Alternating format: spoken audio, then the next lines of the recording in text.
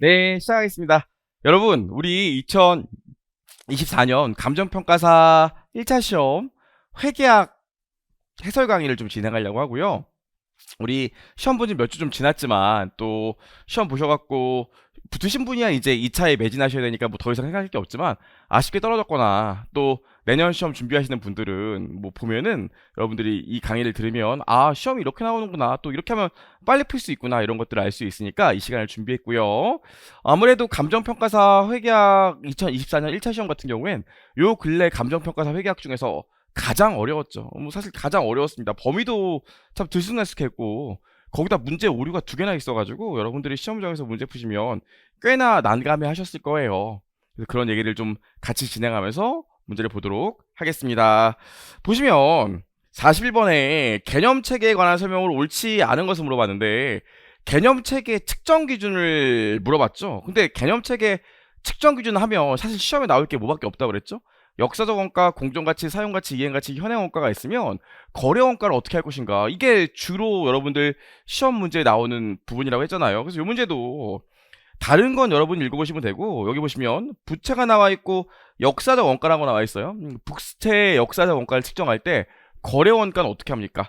차감하죠. 가산이 아니라. 그래서 너무나 답이 탁 튀었기 때문에 여러분들이 개념체계 공부하셨다면 1번은 어렵지 않게 맞추셨어야 돼요. 왜냐면 명확하게 워낙 얘기했던 것들이 시험에 나왔기 때문에. 두 번째 보시면 와 심했죠. 선 넘었죠. 옳은 건 물어봤어요. 선 넘었어요. 보시면 일단 1번은 이거는 아실 거예요. 이원법인세 자산과 부채는 무조건 비유동이에요. IFRS에서는. 선생님 저는 법인세 얘기 안 배워갖고 이원법인세 자산부채가 뭔지 몰라요. 그래도 재무제표 표시할 때 유동 비유동 구분할 때 이원법인세 자산부채는 비유동이다. 모든 책에 다 나와 있습니다. 체크하시면 되고요. 2번은 뭐 틀린 얘기가 없어요, 여러분. 2번이 맞는 소리가 될 거예요. 그쵸? 뭐 딱 봐도 얘기할 게 될 게 없잖아요. 세 번째 보시면 기억나시는 게 모르겠는데 IFRS는 재무제표에만 적용 가능한 회계 기준이에요. 그래서 보시면 환경보고서나 부가보고서에도 IFRS를 적용한다고 그랬는데 이게 틀린 얘기가 돼요. 만약에 이걸 조금 응용해서 한국채택국제회계 기준이 아니라 개념체계라고 얘기해도 틀린 얘기가 됩니다. 그쵸? 그래서 우리가 IFRS는 재무제표에만 적용이 가능하고 개념체계는 재무제표 이외의 재무보고서에도 적용이 가능하지만 재무보고서가 아닌 거에는 적용할 수가 없어요. 나온 김에 한번 얘기를 해봤고요. 네 번째 이거 우리 이제 수업 한번 배우겠지만 아니 분식회계 했는데 제가 분식회계를 할 수밖에 없는 이유를 주저리 설명한다고 그걸 정당화하면 저 같은 회계사는 뭐 먹고 삽니까? 안 되고요. 5번 당기손익과 기타 포괄손익은 별도로 표기할 수도 있고 단일 모형으로 표시할 수도 있어요. 다만 단일 모형이 됐던 별도 모형이 별개의 손익계산서가 됐던 당기손익은 항상 위에 나와야 된다고 했었죠. 아무튼 얘는 단일의 포괄손익계산서가 되어야 한다 하니까 틀렸어요. 별개로 2개로 기재하는 것도 가능합니다. 요 정도는 맞추셨어야 되는데 여러분들이 쉽지 않으셨을 거예요. 공부하신 입장에서는. 43번 사실 이 재고자산 저가법 평가손실 문제가 나와 있는데 뭐 감정평가사에서는 이런 문제들이 많이 나왔습니다. 보시면 제품 A는 모두 확정계약을 이행하기 위해 보유하고 있고 제품 A와 B는 그 계약이랑 상관없이 판매 부대 비용이 10% 든다고 그랬어요. 그럼 얘는 판매 부대 비용으로 95원 드니까 이 얼마짜리가 돼요? 이게 800 아이고 잘못했죠? A는 확정 판매 계약을 맺었으니까 확정 판매 계약에서 10%한 90원을 빼줘야겠죠? 그럼 810원이 순시형 가능가치가 될 거고요. 제품 B는 확정 판매 계약을 맺지 않았으니까 요 판매 가격을 기준으로 해야 될 거 아닙니까? 판매 가격 빼기 추가 가공원가 빼기 예상 판매 비용인데 그런 얘기가 없으면 그냥 이거 쓰면 되겠죠?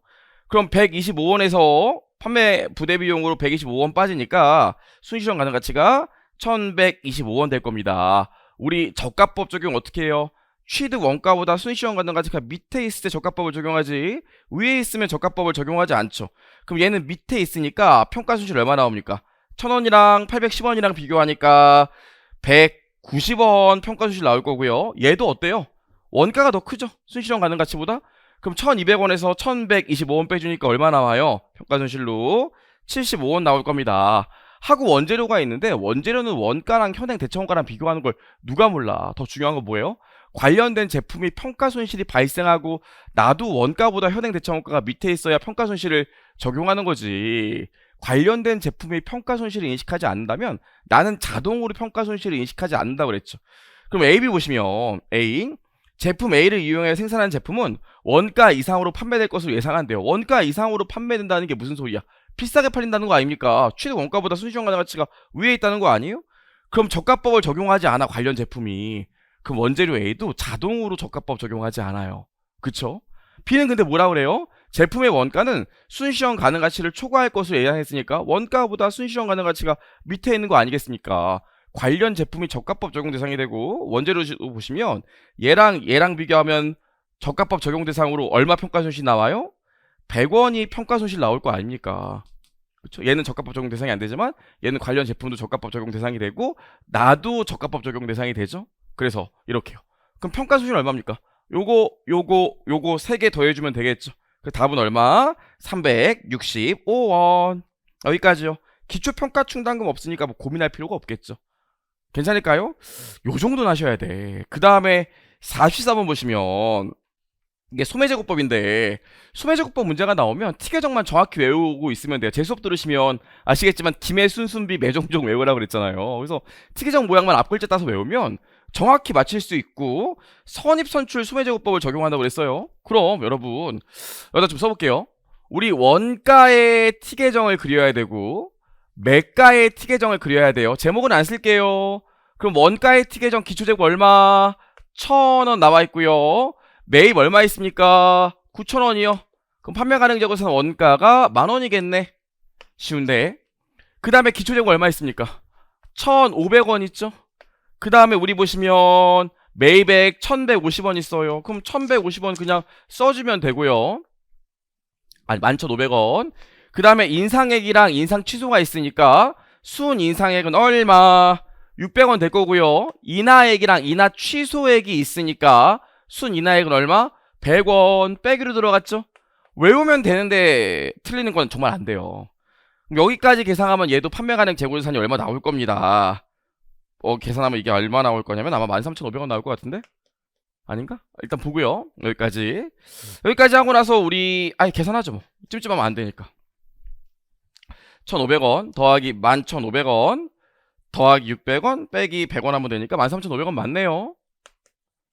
나와 있고요. 문제 보시면 뭐라고 나와 있어요? 당기 매출액이 9,500원이라고 나와 있죠. 그럼 매출액이 9,500원이에요. 여기까지 써놓고 시작하는 거 아닙니까? 그럼 자동으로 기말재고 매가는 대차를 맞추니까 얼마 나와요? 4,000원. 얘를 얘로 돌려줘야 되는데 원가율을 알아야 되는데 뭐 쓴대요? 선입선출법이요. 그럼 선입선출법은 요거 빠진 얘랑 얘 합계 아닙니까? 그럼 기준으로 보면 매가의 티계정에 요거 빼니까 12,000원 오고요. 요거 빼니까 얼마 와요? 9,000원 와요. 그럼 원가율 몇 프로? 75%. 얘다 75% 곱하니까 기말재고 원가 얼마 나와요? 3,000원. 그럼 매출원가 얼마? 7,000원. 요 정도. 그래서 답은 몇 번이에요? 2번. 사실 여기까지는 다 맞추셔야 돼요. 여기까지는 봤고요. 45번. 여러분들 주식기준 보상거래 어렵게 생각하시지만 주식기준 보상거래도 왔고 틀만 정확히 외우고 있으면 어렵지 않아요. 선생님, 얘는 주식결제형이 아니라 윤도나 문제 풀어봤니? 현금결제형이야. 저도 현금결제형 알죠. 현금결제형이지만 문제가 어렵지 않습니다. 오히려 공부를 하시다 보면 현금결제형 사실 맞고만 외우면 돼서 그렇게 어렵지 않은데, 자 볼게요. 똑같아요. 이렇게 주식규준 보상거래가 나오면 뭐 이상한 거 하지 말고 여기 구분 쓰시고 여기 주가차액 보상권의 공정가치, 여기 이인원, 여기 부여개수, 여기 가득기간 이렇게 나오겠죠?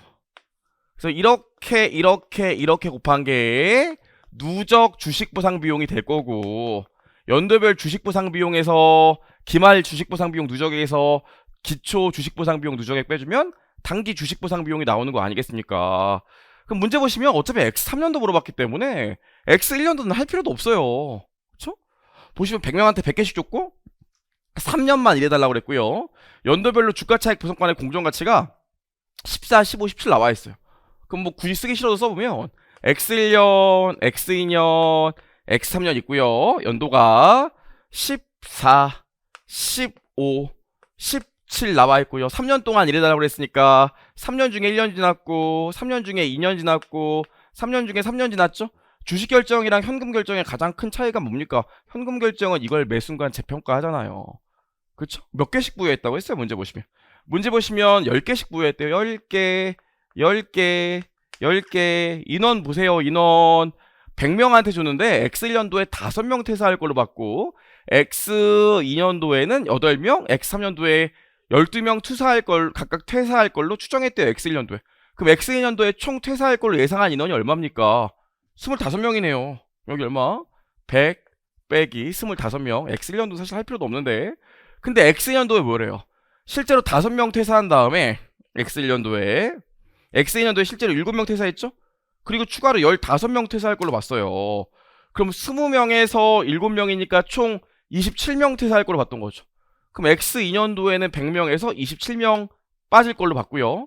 실제로 X3년 됐더니 뭐래요? X3년도에는 최종 가득 인원이 75명이라고 나와 있죠. 그럼 최종적으로 75명이 남아 있대요. 그럼 75명까지 비용 처리해줘야 될 거 아닙니까?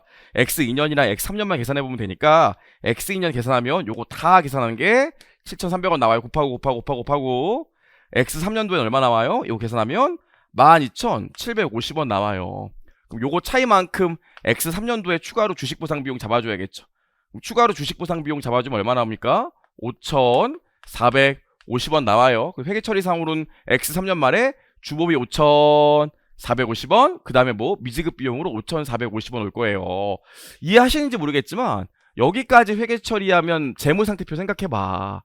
재무상태표 생각해보면 미지급 비용에, 미지급 급여에 지금 17원짜리 75명에 대해서 10개씩 있는 거 아니겠습니까? 요거에 대해서 회계처리하면 이렇게 돼 있을 거라고요. 근데 문제 보면 뭐래요? 문제 보시면 실제로 40명이 행사했고 내재 가치는 16명이래. 주가차익 보상권 현금 결제형은 기말에 평가할 때는 주가차익 보상권의 공정가치지만 행사할 땐 내재 가치잖아요. 괜찮을까요? 그럼 봐봐요. 지금 75명이 10개씩 갖고 있어. 회계처리 여기까지 하고 나면 17원짜리가 됐어. 근데 내재 가치는 돈이 얼마짜리가 빠져나간대요. 내재 가치는 보시면 16원이 빠져나간대요. 몇 명에 대해서 몇 명이 행사했대요? 문제 보시면 40명이 행사했다고 나와있죠? 40명에 10개씩. 그럼 이만큼 돈이 나갈 거라고요. 어머, 나는 17원씩 비용 처리를 해놨는데 오히려 더 나가는 금액은 작네? 요거 마이너스 나오겠네? 그럼 요게 뭐가 돼요? 주보비의 마이너스 주식보상 비용 환입으로 400원 올 거라고요. 물론 저한테 수업을 들으시면 이렇게 계산해서 풀 텐데 회계처리상으로 요거 보여드리면 어떻게 돼요? 현금 얼마 나가요? 16원 나가요. 근데 나 미지급 비용으로 지금 잡아놓은 게 얼마입니까? 17원. 그럼 여기 1원 뭐가 나오냐고요? 주식보상 비용 환입이 나오겠죠. 근데 이런 게 몇 개 있어요 지금? 400개 있는 거 아니겠습니까? 40명 이상하고 한 명당 10개씩이니까 괜찮을까요?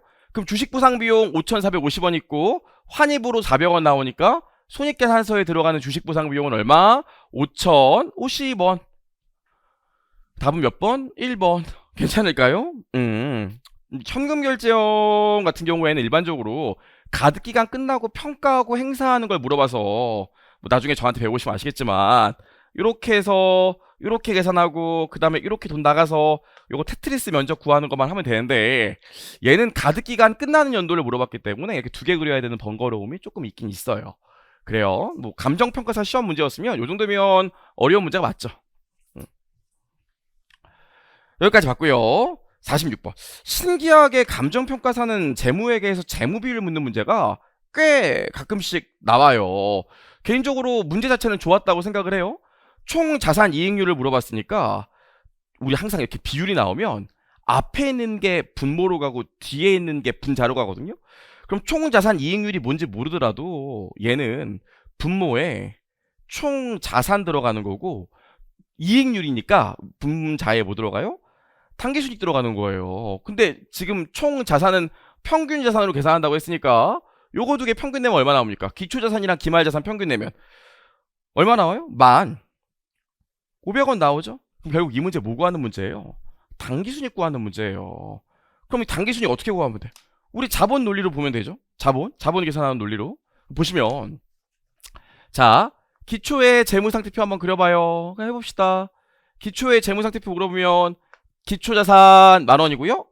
기말자산, 기초부채 9,000원이에요. 그럼 기초의 자본 1,000원 있었던 거죠. 그 다음에 기말의 재무상태표 그려볼까요? 기말의 재무상태표 그려보면 11,000원 있고요. 기말부채 9,000, 500원 있어요. 그럼 얘에서 얘 빼면 기말자본 얼마 나와요? 1,500원 나오죠. 그럼 봐봐요. 1년 사이에 자본이 얼마 증가했어요? 500원 증가했죠?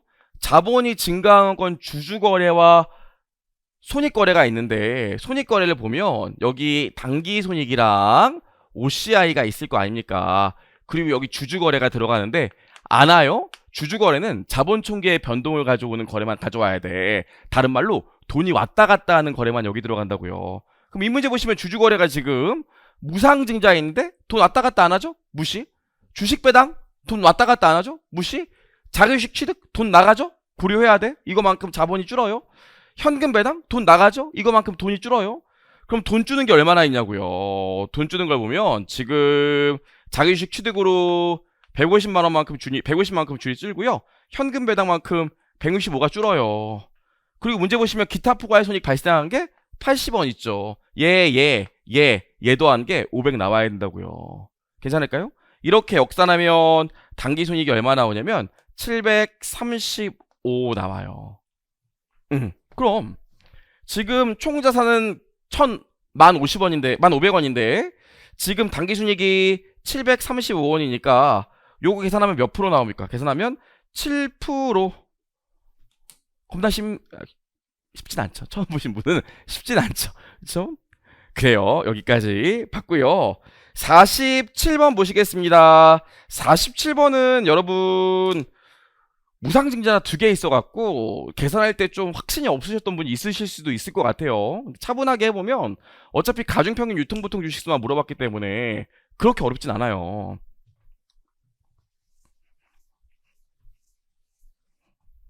그럼 저랑 문제 읽으면서 한번 해보죠. 보시면 기초에 3,000주 있었어요. 그럼 이렇게 하면 되겠죠. 자, 1월 1일부터 12월 30일까지 구고 기초에 3,000주 있었는데 요게 12개월 갈 거 아닙니까?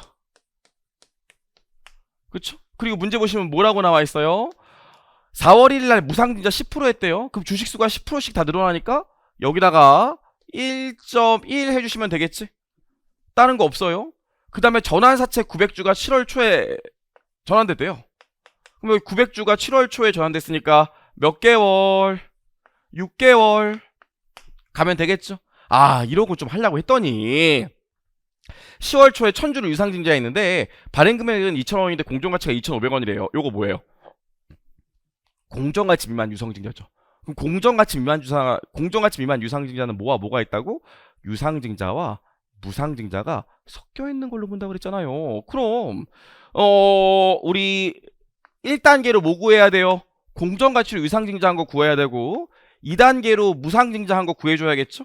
그럼 1,000주 유상증자하면서 발행금액 2,000원 들어왔어요. 근데 실제로 시가는 2,500원이기 때문에 공정가치로 유상증자했으면 주식수가 몇 주 나와야 될까요? 몇 주? 800주가 나와야 돼요.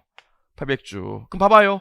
지금 1,000주 중에서 공정가치로 유상증자한 게 800주 있으니까 무상증자는 200주죠? 그럼 무상증자한 주식수를 어떻게 계산하냐고요. 요거 힘들 건데 요거 전에 있었던 주식수가 요것도 있고 요것도 있었어요. 그럼 헷갈리겠지만 3,000주 곱하기 1.1한 거랑 900주 있는 거랑 0.1초라도 빨리 된 얘까지 해서 여기 800주까지 이렇게 딱 있는 거라고요. 계산일까요? 요거 계산하는 게 아마 심장이 두근두근 거리셨을 거예요. 내가 맞나? 이런 생각이 드셨을 테니까 계산하면 몇 프로 나와?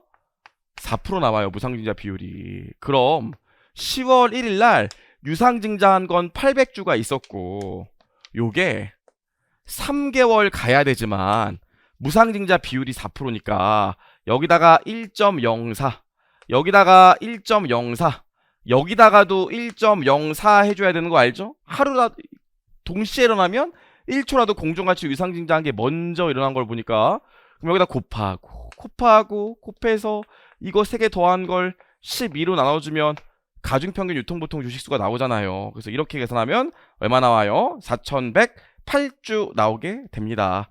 제 생각엔 아마 요거 구할 때 이게 좀 심쿵심쿵 했을 거예요. 이거. 그래서 기존에 나왔던 주당 이익보다는 여러분들이 느끼기에는 조금 더 어렵지 않았을까. 뭐 그런 생각은 저도 듭니다. 그래요. 여기까지 봤고요. 우리 48번 틀리면 안 돼요. 여러분들은 뒷부분 회계 변경 오르 시점 현금흐름표 나오면 무조건 어렵다고 생각해서 안 하시는 분들이 있는데, 이거 사실 거의 이거 지금 뭐 이런 말 그렇지만 꿀문제죠, 꿀문제. 자, 이런 문제 나오면 이렇게 하면 돼. 구분 문제 보시면 x1년, x2년, x3년 있고요. 문제에서 오류를 수정하기 전 당기순이익이 얼마인가 봤더니 x1년도는 주지도 않았고 x2년도랑 x3년도가 각각 200원이랑 250원이래요. 자, 여기까지 하고 하나씩 오류를 수정해 봅시다. 오류를 수정해 보면 x1년도에 재고예산 30원 과소계상돼 있대요. 그럼 우리 이렇게 배우셨나요? 재고가 가상돼 있으면 자산 늘려야 되지. 재무상태표상으로 자산이 늘어나면 대차가 맞아야 되기 때문에 이익도 늘어나요. 재고 자산이 늘었으니까 매출원가가 줄고, 매출은 그대로인데 매출원가가 줄었으니까 이익이 늘어. 이렇게 하면 언제 풀 거예요? 자산이 늘어나면 이익도 늘어난다니까요. 그래서 여기 얼마 나와요? 여기 30원 나와야 돼. 당기손익에 미친 영향은. 다만 이런 재고자산 같은 유동 항목들은 그 다음 연도에 오류를 수정하면 반대 효과가 일어난다니까요. 그 다음에 X2년도 재고 보시면 X2년도에 재고자산이 10 과소계상돼 있죠? 그럼 자산도 늘려줘야 될 거 아닙니까? 자산 늘어나면 재무상태표상에서 이익도 늘어나요. 그럼 여기 10 늘어나겠죠? 그 다음 연도에 반대 효과가 일어나요. 유동 항목들은. X3년도에 재고자산 보세요. X3년도에 재고자산 보시면 20이 과대계상돼 있지. 이번엔 자산을 내려야 되네. 자산이 내리면 재무상태표상에서 이익도 내려가야 돼요. 그러니까 여기 얼마? 20 마이너스고, 요것도 그 다음 연도에 반대 효과가 일어나겠지만 문제에서는 여기까지만 계산하면서요. 문제에서 뭐 물어봤어요? 오류 수정 후 X3년도에 당기순이익 물어봤지?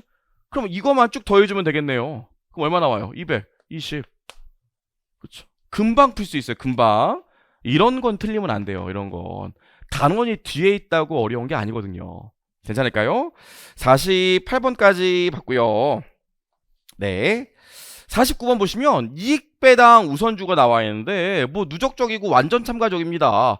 부분 참가적도 아니기 때문에 계산하려면 충분히 할 수 있을 것 같고, 어차피 액면 금액이 똑같기 때문에 발행 주식수 기준으로 액면 금액 비율을 따져보셔도 될 것 같아요. 아무튼 X1년 초에 설립됐고 X3년 초에 배당을 지급하기로 했대.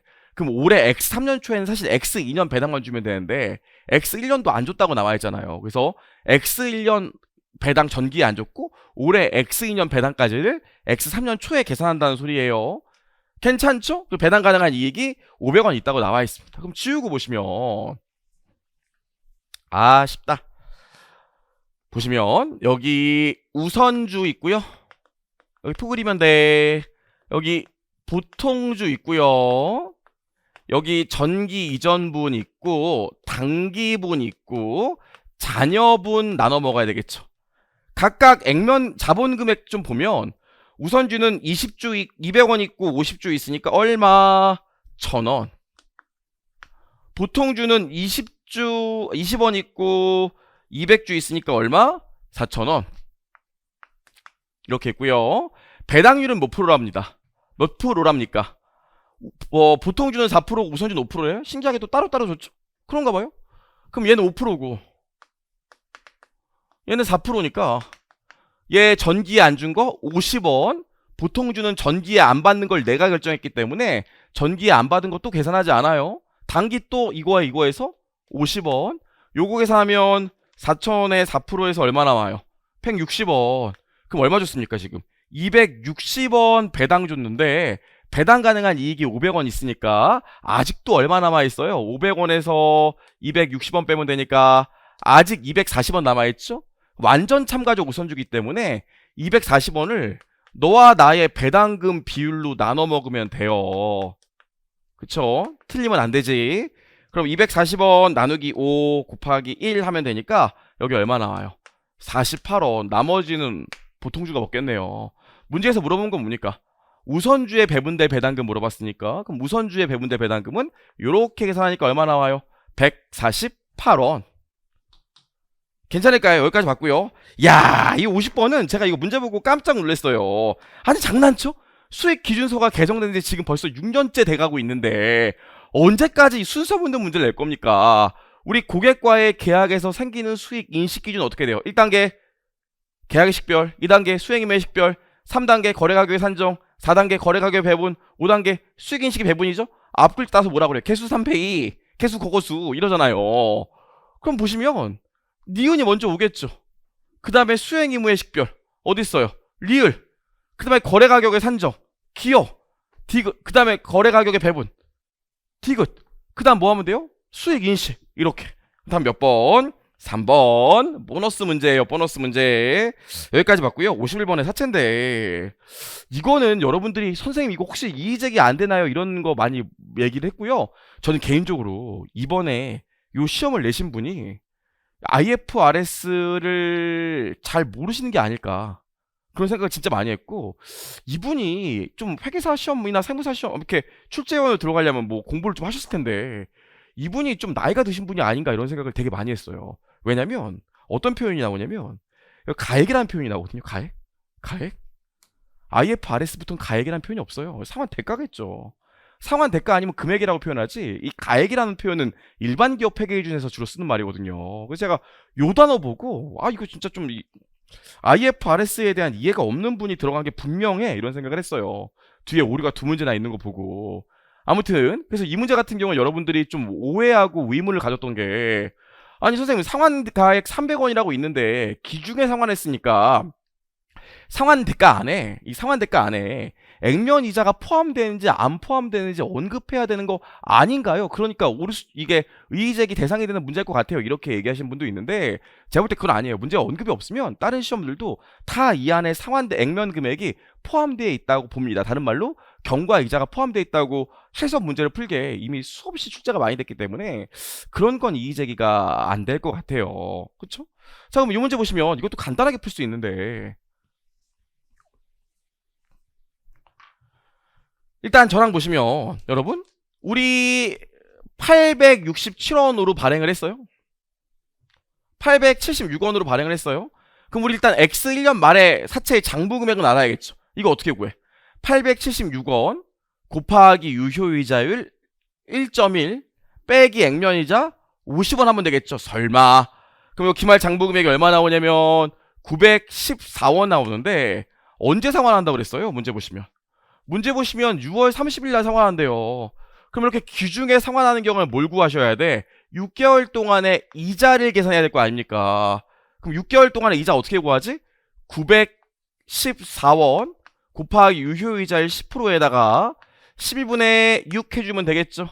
그럼 계산하면 요거 이자가 얼마 나오냐면 46원 나와요.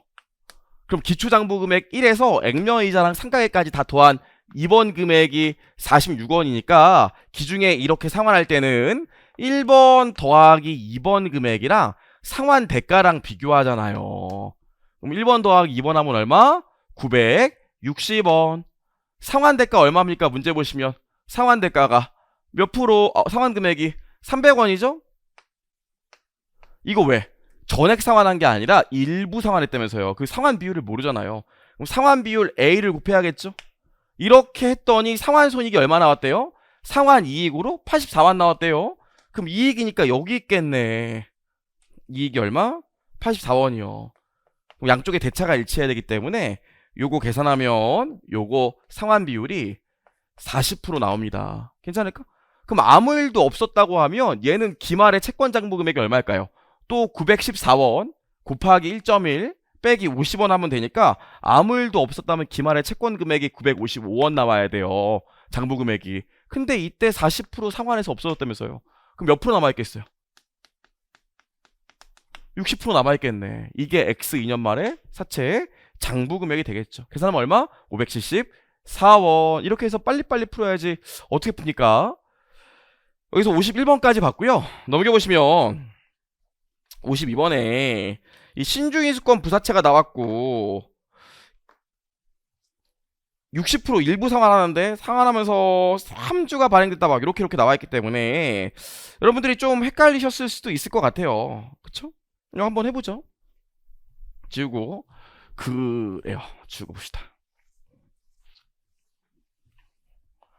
그 문제 보면 우리가 현금 흐름 정도는 좀 그려봐야 되는데, 문제 보시면 채권이 이렇게 3년 있고요. X1년, X2년, X3년 있고요.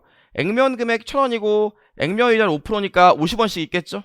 이렇게 상환할증금 있어요, 없어요? 있어요. 만기에 113.5%를 상환한다고 그랬으니까 상환할증률은 몇 프로예요? 13.5% 아닙니까? 그럼 1,000원에 13.5% 하면 얼마?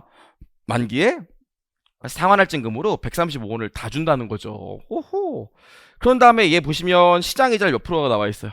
시장이자율 10%니까 여기 10%예요. 그럼 여러분 보자마자 뭐 해주셔야 돼? 요 현금 흐름을 12%로 현재 가치 평가해야겠죠. 그럼 요 현재 가치 평가하면 얼마 나와? 928원 나와요. 근데 이거 발행할 때 발행 금액 얼마죠? 좀 내에 발행 금액 1,000원에 발행한다고 나와 있어요. 왜냐면 액면 발행한다고 나와 있거든요. 그럼 928원짜리를 1,000원에 발행했으니까 신주 인수권 얼마? 그렇지, 72원. 여기까지만 계산하면 나머지는 우리가 신주 인수권 부사채가 행사될 때 행사 시점의 회계 처리 모양만 알고 있다면 구할 수 있어요. 그럼 봐봐요. 회계 처리 모양을 좀 외워야 되니까, 신주 인수권 부사채가 신주 인수권이 행사되면 행사 가격만큼 현금 들어올 거고, 신주 인수권 부사채 중에서 상환할증금의 현재 가치만큼 없어지겠죠? 그리고 신주 인수권 대가도 없어질 거예요. 그럼 여기 자본금이 오고 여기 주식 발행 초과금이 올 거 아닙니까? 문제에서 뭐 물어봤어요? 이거 얼마냐 물어봤어요. 이거 자 보시면 일단 블라블라 나와 있는데 한 주당 행사 가격이 200원이래요. 근데 몇 주 행사했대요? 3주 행사했대요. 그럼 200원에 3주 하니까 얼마 나옵니까? 600원이겠죠? 우리 액면 금액 얼마래요? 주당 100원이래요. 3주 발행했다니까 3주에다 액면 금액 100원 곱하면 300원이겠죠? 지금 언제 신주 인수권 행사했어요? 문제 보시면 X2년 초에 했거든요? 그럼 요 시점 아니야. 그럼 135원 신주 인수권 부사채 중 신주 인수권 행사하면 상환할증금만 사라지니까 요게 1년 와야 될 거 아닙니까? 그럼 어떻게 돼요? 135 나누기 1.12 하면 12에 제곱해야겠지? 그래야 여기까지 올 거니까요. 근데 문제 보시면 뭐라고 그랬습니까? 60%가 행사했다고 했기 때문에 여기서 60%만 사라진다고요. 이렇게 신주 인수권 대가 얼마 있어요? 우리가 구해놨죠? 72원이라고? 60%가 행사했으니까 이것도 60%만 사라질 거예요. 이렇게 하고 대차를 맞추면 주발초가 나오는 거 아닙니까? 계산하면 주식 발행 초과금이 얼마 남아요? 408원 남아요. 그렇죠? 내용을 사실 여러분들 복합금융 상품 좀 어려워하시기 때문에 내가 전환사채만 풀었을 텐데 신주인수권 부사채고 이게 막 60% 나오고 세주 나오고 그러니까 사실 힘드셨을 수 있어요. 뭐 저는 회계사도 가르치고 세무사도 가르치고 공무원도 가르치고 하지만 간부사분들 같은 경우에 신주인수권 그렇게 많이 열심히 안 하시니까 헷갈리셨을 수도 있을 것 같아요. 특히나 이렇게 표현되기 때문에. 하지만 정확히 암기하고 계셨다면 모양을 뭐 어렵지 않게 풀 수 있었을 것 같습니다. 여기까지 했고요. 53번 생물자산이 나왔어요. 생물자산. 이 생물자산은 문제 보고 회계 처리만 정확히 끊을 수 있으면 돼요. 그렇죠? 실제 시험이었을 때 막 계정명 쓰고 회계 처리 쓰고 그러면 시간이 오래 걸릴 거니까 저랑 그냥 볼게요. 지금 보시면 X1년 2월 1일 날 엄마소 2마리를 순 공정가치 1,500원짜리를 마리당 1,500원에 샀대요. 굳이 회계 처리를 해보면 2월 1일 날 엄마소니까 여기 생물자산 오고요. 얼마에 샀대요? 순 공정가치인 1,500원에 샀대요. 1,500원에 2마리. 그럼 여기도 현금이 1,500원에 2마리만큼 왔겠죠? 당연한 얘기고. 여기까지 하고 나서 X1년 12월 27일 보면은 우유를 생산했대요? 그럼 수확물이잖아. 그럼 12월 27일 날 뭐라고 써요? 굳이 회계 처리하면 수확물이라고 쓰고 수확물도 취득 시점에 순 공정가치를 측정하니까 10원이에요. 근데 100리터 생산했으니까 여기 1,000원 올 거고요. 여기 뭐가 오게 돼? 수확물 평가이익인데 평가이익이 중요한 게 아니라 당기순이익인 게 중요하죠. 1,000원 이렇게 올 거고. 그 다음 뭐라고 나와 있어요? 28일 날 100리터를 다 리터당 12원에 팔았대. 제주도 좋네. 그럼 여기 어떻게 됩니까? 12월 28일 날 현금 100리터를 12원에 팔았으니까 1200원 오고요. 수확물이 다 사라지잖아요. 수확물 1000원. 어떤 책은 이걸 처분이익이라고 쓰고 어떤 책은 매출원가로 따라 쓰는데 그게 뭐가 중요해? 어차피 차이는 당기손익에 들어간다는 게 중요하죠. 그렇죠? 여기까지 봤고요. 그 다음에 12월 29일 날 송아지 한 마리가 태어났고 순 공정가치가 300원이래요. 그럼 12월 29일 날 송아지 뭡니까? 이것도 생물자산이죠. 공정가치 얼마래요? 300원이래요. 300원. 그럼 여기 뭐가 올까요? 바로 태어나자마자 평가이익 잡잖아요. 계정이 중요한 게 아니라 단기순이익으로 300원. 여기까지 했어요. 여기까지 하고 나서 기말에 뭐래요? 엄마 소는 순 공정가치가 1600원이고 송아지는 마리당 250원이래요. 그럼 여기다 써보자. 여기다. 자, 봐봐요. 엄마 소 몇 마리 있었어요? 2마리 있었어요. 그리고 지금 기말의 공정가치가 얼마래요? 1600원이래요. 근데 엄마 소 살 때 순 공정가치 얼마였어요? 1500원이었으니까 이만큼 평가이익이 나오겠죠? 그 다음에 송아지 얼마 있었어요? 송아지 한 마리 있고요. 지금 기말이 얼마래요? 250원이래요. 근데 태어날 때 순 공정가치 얼마였어요? 300원이었죠? 이렇게 계산하면 뭐가 나와요? 기말의 생물자산과 관련해서 인식할 평가 손익이 나오게 되겠죠. 그럼 이거 계산하면 평가 손익이 얼마 나올까요? 요거는 200원이고 요거는 50원이니까 계산하면 150원 나오겠는데? 그쵸? 평가이익으로 150원 나오겠죠? 그럼 12월 30일 날 뭐 해주면 돼요? 12월 31일 날 생물자산으로 150원 나오면서 생물자산 평가이익으로 여기 또 150원 나올 거 아닙니까? 그럼 이거 다 더하면 얼마 나와요? 1650원 나오겠네. 그 다음 몇 번? 4번. 괜찮죠? 요 정도는 우리 하실 수 있어야 되는데 회계가 참 범위가 넓죠. 그런 게 문제예요. 좋아요. 여기까지 봤고요. 아이고 문제가 많죠? 54번. 이것도 개인적으로는 금융자산이 개정되고 나서는 사실 지분상품에 대해서 계산 문제가 잘 안 나왔고 나와도 FV, OCI 처분할 때 재분류 조정이 안 되기 때문에 거래 원가가 없다면 처분 손익은 0이다. 이런 것만 물어보는데 얘는 FV 피해를 냈어요? 그 치사하게 막 중간에 뭐 이것저것 물어봤는데 아유 이것도 차분히 읽어보시면 돼요. 차분히 쓸 데가 있나? 여기다 한번 써볼까요? 자 보시면 X1년 초에 여기 X1년 초에 얼마에 취득했어요? 1100원에 취득했대요. 그리고 수수료가 100원 들었다고 나와 있어요. 아시죠? FVPL은 취득 시점에 수수료를 별도의 비용 처리하기 때문에 나는 1000원짜리인 거고 그쵸? 1000원짜리인 거고 수수료 비용으로 100원 있겠죠. 괜찮을까요? 이렇게 갈 거예요. 근데 X 여기까지 했고요. 문제 보시면 X 1년 만에 공정가치가 얼마래요? 90원이래. 그럼 10주가 있으니까 X 1년 만에 얼마가 된 거예요? 900원짜리가 된 거죠? 그럼 X 1년 만에 이만큼 뭐 나와요? 평가 손실이 100원 나왔겠죠? 여기까지 하고 딱 준비하고 있는데 문제에서 뭐 물어봤어요? 생뚱맞게 X 2년 물어봤다고요. 그러니까 사실은 X 2년도에 X 1년 말에 한 주당 90원짜리 10주가 있다. 여기까지만 알고 시작하면 되지. 이걸 뭐 X 1년 계산하고 그럴 게 아니라고요. 그럼 봐봐요. X 2년 초 기준으로 보면 90원짜리가 10주 있다고요. 10주 있는데 문제 보시면 7월 1일 날 5주를 주당 120원에 매각하죠. 그럼 7월 1일 날 5주는 매각하고 12월 31일 날 5주는 기말에 공정가치 평가해야 될 거 아닙니까? 아무것도 아니에요. 그럼 12월 30일 날 봐봐. 5주 없어지면 FVPL 없어질 건데 한 주당 90원짜리고요. 5주 팔았대요. 현금 얼마 들어와요? 문제를 보면 주당 120원에 매각했다고 했고 5주니까 120원 곱하기 5주 하면 600원이죠? 쫄지마. 뭐가 있대요? 거래 원가로 매각 수수료 3%, 거래세로 2% 있대요. 그럼 5%의 수수료가 있네. 아세요? 금융자산의 처분 시 거래 원가는 처분 대가에서 차감해요. 그럼 여기 모으면 돼요, 그냥. 여기다가 1-5% 하면 돼요. 요 돈만큼 돈이 들어올 테니까. 괜찮을까요? 여기까지 하면요. 이쪽에 처분 이익이 나와서 단기 손익에 영향을 미칠 건데 그 120원입니다. 계산해보면 그렇게 나오겠죠? 그리고 X 1년 말에 2년 말에 공정가치가 얼마래요? 110원이래요. 그럼 지금 5주가 남아있는데 기말의 공정가치가 110원이래요. 나 얼마짜리 돼 있는데 90원짜리인데 그럼 한 주당 20원 평가이익인데 5주가 있으니까 FV PL이 100원 증가하고 여기 FV PL 평가이익으로 당기손익이 100원 오게 되겠죠. 괜찮을까요? 그럼 당기손익에 미친 영향은 얼마? 220원.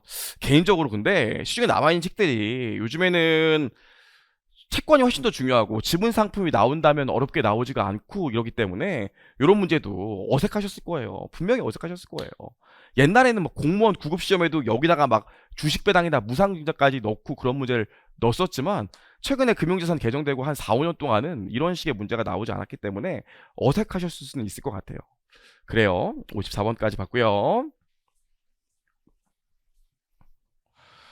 자, 계속 보시면 55번이 있는데 야, 이것도 제가 진짜 놀란 게 뭐냐면 과거에는 이 리스 기준서가 몇 년 전에 개정됐지만 개정되기 전에는 금융 리스인지 운용 리스인지 리스 이용자도 리스 제공자도 구분했기 때문에 금융 리스인지 운용 리스인지 구분하는 게 참 중요했어요.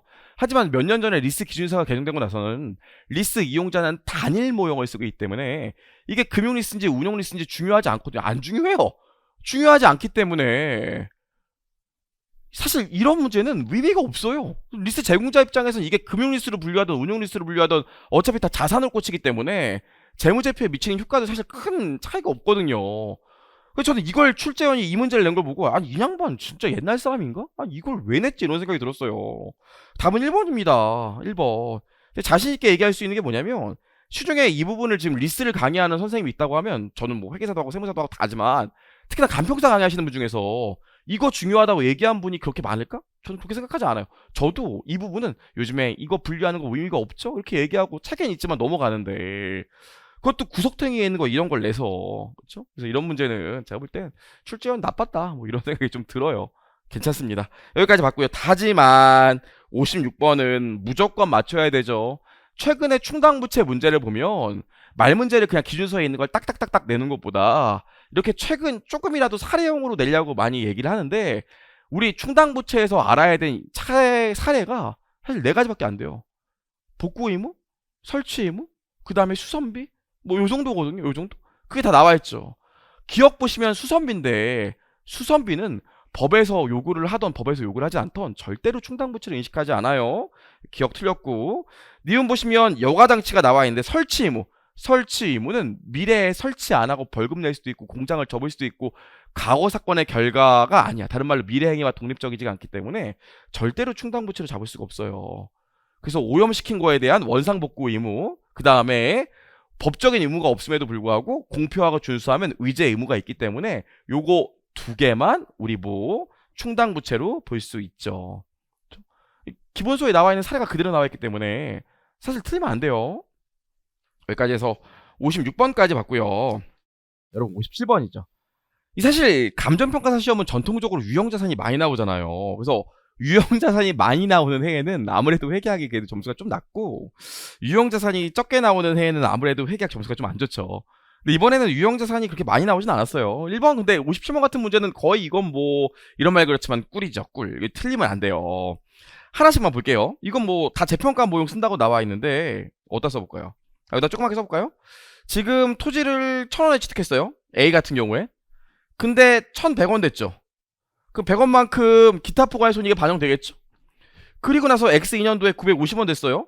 그럼 이렇게 내려가니까 뭐 굳이 나눠보면 100원은 기타 포괄손익에 마이너스고 50원은 당기손익에 마이너스겠죠. 그리고 X3년도에 920원까지 내려가니까 또 재평가 손실로 당기손익이 30원일 거 아닙니까? 이건 뭐 장난치는 것도 아니고. 그래서 1번 틀렸고요. 2번도 틀렸고요. 3번도 틀렸죠? 그쵸? 그래서 뭐 A는 할 얘기가 없어요. 실제로 여러분들 시험지에서 이렇게 푸셔야죠. 보시면 2,000원 됐어요. 2,000원이 쭉 가야 되는데 X1년도엔 1,700원이래요. 그럼 당기손익에 마이너스겠죠? X2년도에 2,000원이래요. 그럼 당기손익에 플러스로 300원 가겠죠? 300원 마이너스 당기손익에 300원 플러스. 그리고 X3년도에 2,100원으로 뚫고 나오니까 기타 포괄손익으로 100원이겠죠? 그럼 답은 몇 번이에요? 5번이요. 읽어보시면. 그래서 여러분 이런 문제 같은 경우에는 사실 주는 문제이기 때문에 틀리시면 안 되고, 더 중요한 건 뭐냐면 오래 풀 이유가 없어요. 여기까지 받고. 58번이요. 손상 문제 어렵죠, 여러분. 손상 문제. 근데 사실 제 생각에는 앞으로도 마찬가지지만 감정평가사 시험에 금융자산, 채무상품, 손상 문제가 나온다면 AC 정도만 나오지 FV, OCI는 나와도 어차피 AC랑 푸는 방법이 똑같기 때문에 어렵지 않아요. 그리고 환입까지 물어보는 건 시간상 좀 부족할 수도 있기 때문에 얘도 손상을 물어봤는데 여러분 되게 빨리 풀 수 있는 문제거든요, 사실. 봐봐요. 문제 보시면 만기가 일단 4년이죠. 그럼 만기가 4년이고요. 액면 금액 1,000원이에요. 액면 금액 1,000원. 그 다음 표시이자 몇 프로입니까? 8%죠? 그래서 이게 80원씩 이렇게 나올 거예요.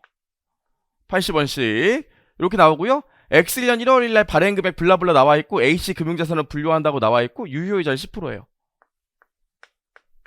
그럼 여기 10%겠죠? 이렇게. X1년도 말까지는 80원의 이자를 정상적으로 수령했으나 X1년 말에 신용이 손상돼서 X2년 말부터는, 자, 이렇게 3년 동안 보면 뭐라고 나와 있습니까? 액면 금액은 800원 받고 이자는 50원만 받는다고 나와 있어요.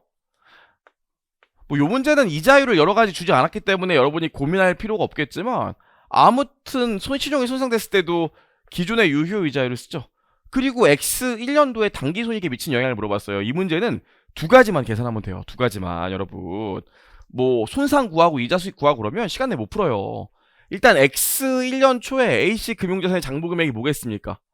요거를 10%로 땡겨오면 되겠죠? 이 정도는 하실 수 있으니까 10%로 땡겨오면 937원 나와요.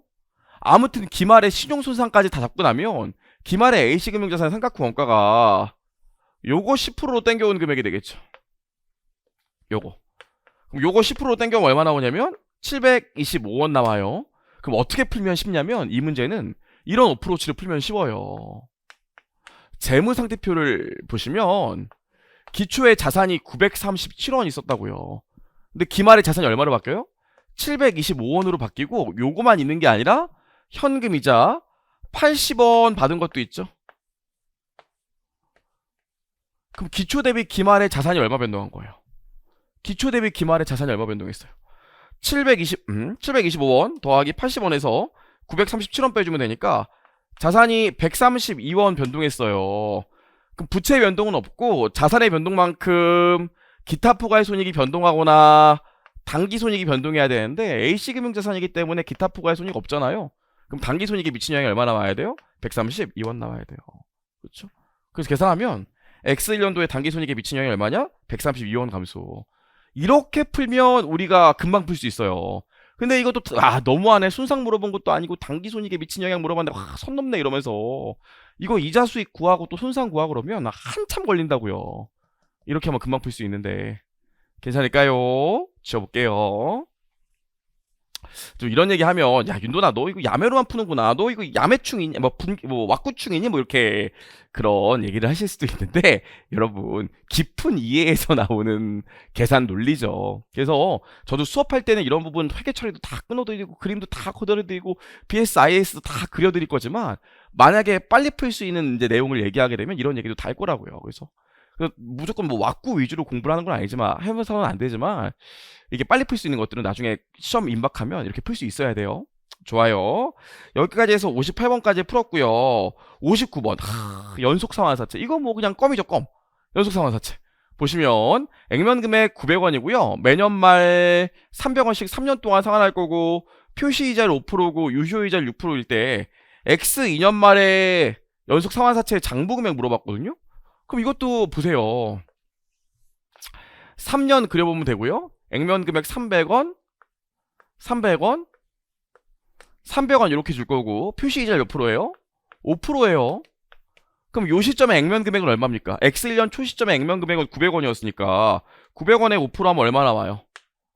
45원이죠? X1년 말에 요거 이자 날라가고 나면 X2년 초 액면 금액 얼마예요? 600원이죠? 600원에 5%하면 얼마 나와요? 30원. 그럼 요것도 날라가고 나면 X3년 초 얼마 납니까? 300원이죠? 300원에 5% 해봐요. 얼마 나와요? 15원. 이렇게 되는 거 아닙니까? 문제 보시면 유효이자율이 몇 프로래요? 유효이자율 6%래요. 그리고 나서 문제에서 물어본 게 X 2년 말에 사채 장부금액 물어본 거 아닙니까? 그럼 요거밖에 자녀 현금 흐름이 X 2년 말에 안 남아있을 테니까 이거만 6%로 땡겨오면 되겠죠. 그럼 315원 나누기 1.06 하면 답이 나와요. 315 곱하기 나누기 1.06 하면 단수 차이 나겠지만 얼마 나옵니까? 297원. 답은 1번. 괜찮을까요? 예, 주는 문제였어요. 여기까지 받고 와 60번. 제가 진짜 깜짝 놀랐어요. 아니 이분 혹시 하하 막 이런 생각을 많이 들었는데 이 특수관계자 공시가요. 사실은 제가 볼 때는 회계사만 알면 되거든요. 근데 회계사도 이거 재무제표 만들 때 이거 다 외워서 하고 그러진 않아요. 이게 특수관계자 공시와 관련된 문제가 6년 전인가 세무사 1차 시험에 나왔어요. 그때도 되게 얘기가 많았고 그 특수관계자 공시냈던 출제위원분 그게 문제가 많아가지고 다시는 못 들어갔거든요. 저도 좀 들은 얘기가 있어갖고.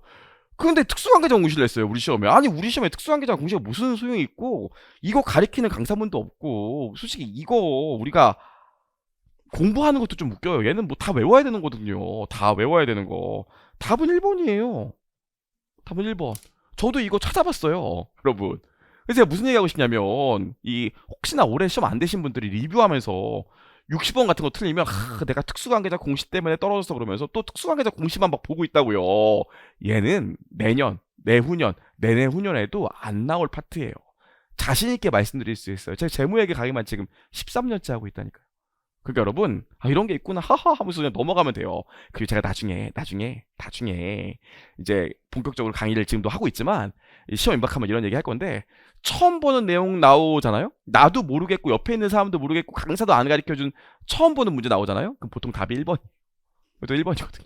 진짜예요. 봤고요. 61번. 이거는 명백히 오류예요. 이거는 뭐 오류 이의제기가 필요하신 분들은 이미 이의제기를 넣겠지만 전 이거 보고 이거 답 보고 저도 사실 혼자 풀어봐야 될 거 아닙니까? 이거 해설하기 전에. 그래서 그냥 쭉쭉쭉쭉 풀었는데 61번에서 한 30분 동안 답이 안 나와갖고 저 혼자서 엄마 나 이제 간평사 1차 문제도 털리나 봐. 관둬야 될 것 같아. 막 그랬다고요. 문제 오류예요. 저는 아직도 이게 5, 7만 원이 어떻게 나왔는지 모르겠어요. 그쵸? 이건 기준서에 명확히 나와 있고요. 시중에 있는 모든 교수님, 강사들책에 요 문제에 대한 풀이가 나와 있어요. 다 똑같이 이견 없이. 출제원이 얘기하는 7만 원이 답이 나오는 책은 시중에 없어요. 그리고 화폐성 항목에 대해서 기말의 환율의 변동은 당기손익에 반영하라고 명확히 나와 있습니다. 자신 없으면 내질 말아야지. 왜 내 갖고 학생들을 막 혼란스럽게 합니까? 답답해요, 답답해. 자, 이런 문제 같은 경우에도 그냥 제가 빠르게 좀 풀어보면 봐봐요. 이것도 이렇게 하면 빨리 풀 수 있다고요. 기초에 부채가 얼마 있었어요? 기초에 부채가 920불 있었죠? 근데 기초의 환율이 얼마입니까? 기초의 환율이 1,300원이니까 기초의 부채가 이만큼 있었다고요.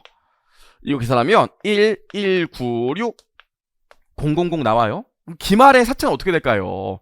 유효 이자율이 5%고 표시 이자율이 3%니까 920원 곱하기 1.06 빼기 30달러 하면 되거든요. 920원이라고 하면 안 되지.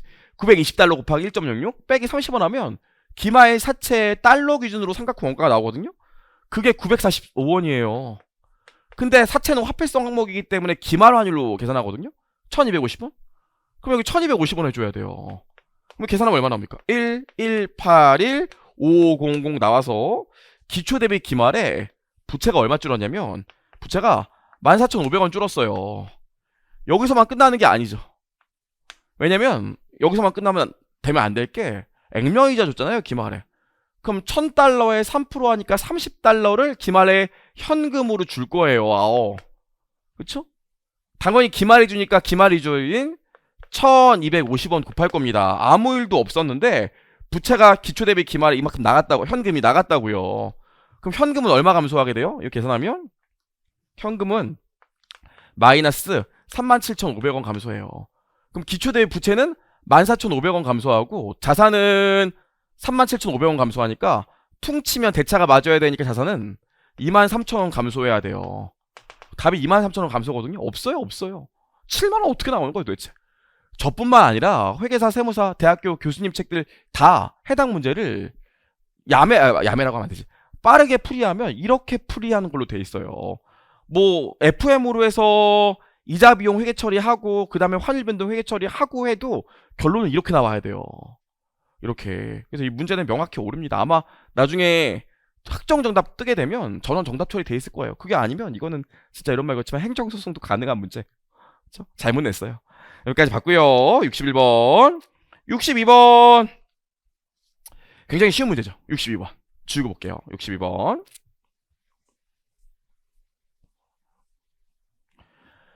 62번 보시면 강평은 X1년 초에 유형자산의 기장치를 5만원에 취득하였다. X1년 중에 손상의 지유가 발생했다 나와 있는데 손상의 측정 기준은 뭡니까? 회수가능액이죠. 회수가능액은 순공정가치와 사용가치 중 큰 금액이잖아요. 그럼 X2년 말의 회수가능액은 18,000원이고 X3년 말의 회수가능액은 21,000원이에요. 괜찮을까요? 뭐 물어봤어요? 손상차손이랑 손상차손 환입액 물어봤어요. 세상에 너무 쉬운 거 아닙니까? 그러면은 저랑 한번 볼게요. X1년 초에 5만원에 취득했고요. 내용에서 5년 잔존가치방 정액법이니까 감가상각비 만원 나와서 4만원일 거예요. 근데 X1년 말 없지요. 아무것도. 그럼 1년 더 가니까 X2년에도 감가상각비 만원 나와서 3만원일 거예요. 근데 문제 보시면 X2년 말에 회수가능액이 18,000원이니까 이만큼 손상차손으로 12,000원 나오게 되겠죠.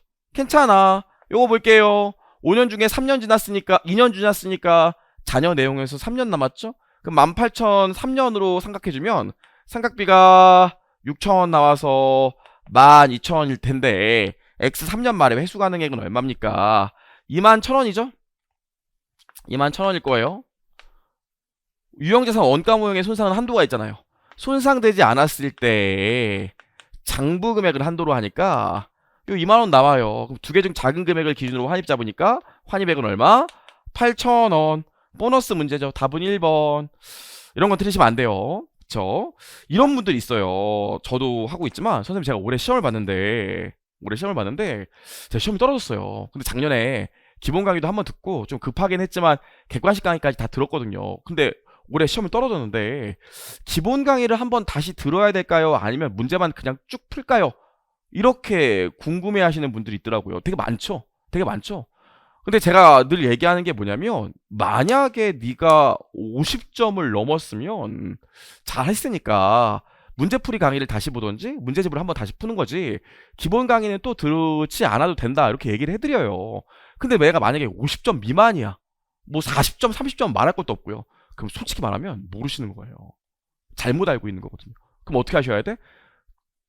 작년에 내가 한번 들었다는 걸 내려놓으시고 기본 강의를 한 번 더 들으셔야 돼요. 그래야 실력이 올라가지. 제가 볼 땐 회계학 이거 난이도가 어려웠다고 하더라도 만약에 한 50점 40점 밑으로 나왔다. 그럼 내가 실력이 없는 건데 문제풀이 강의로 내가 작년에 틀렸던 문제만 찾아보고 그래. 그럼 내년에도 똑같은 점수 나올 수 있다고요. 잘 모르는 게 많아서 점수가 그렇게 나온 거니까 50점에서 40점 사이 50점에서 미만 50점 미만이면 제가 볼 때는 올해 공부 다시 시작할 때 힘들더라도 기본 강의부터 다시 시작하는 게 좋아요. 그럼 여러분 기본 강의부터 다시 시작하면 1장에서 회계란 무엇인가 이거 배우니까 아 또 아는 얘기네. 역시 기본 강의는 필요 없어 그런다고요. 2장 회계 원리부터 털릴걸요. 그러니까 50점 미만은 기본 강의부터 다시 듣는 게 여러분들의 합격 기간을 줄이는 길입니다. 내가 만약에 이걸 틀렸다. 그럼 무조건 기본 강의부터 다시 들으셔야 돼요. 이런 건 안 되거든요. 무조건 맞춰야 되는 문제이기 때문에. 그래요. 여기까지 봤고요. 지우고 63번도 한번 볼게요.